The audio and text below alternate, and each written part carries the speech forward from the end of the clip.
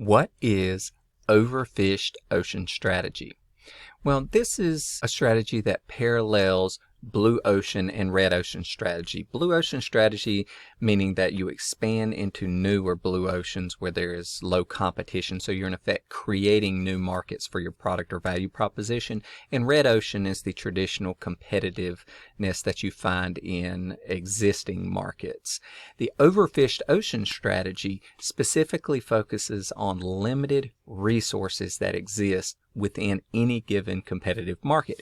So the strategic approach is to address these resources through conservation and maximization of the benefit from the resources that you get at all stages of the value chain. So with that being said, it employs this same metaphor of a competitive market as an ocean. And if the ocean is being overfished, then the resources there are again being exploited to the point of scarcity and thus creating an environmental threat to the business or the industry itself.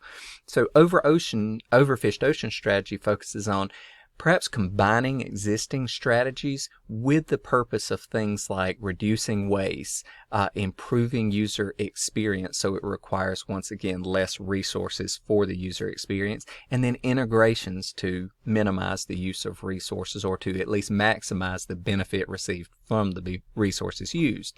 This could be things like repurposing or whatnot. Now, the idea here is that if you focus on resource conservation and maximization, then you can somehow create a competitive advantage over competitors in a given industry. This can be through you're reducing your cost, for example. That is, you're not using as much materials and things like that, so it's a lower cost base for you and thereby equates to a higher profit margin. It could be that you now have a resource availability advantage, because if there are scarce resources out there and you are getting more from the resources you are able to acquire, it means you can do more with less, thus a competitive advantage. And it could just mean because you have a positive brand image out there that you are conserving, you are repurposing, reusing, recycling, that you have a positive perspective with third parties or even internal stakeholders to provide some form of advantage.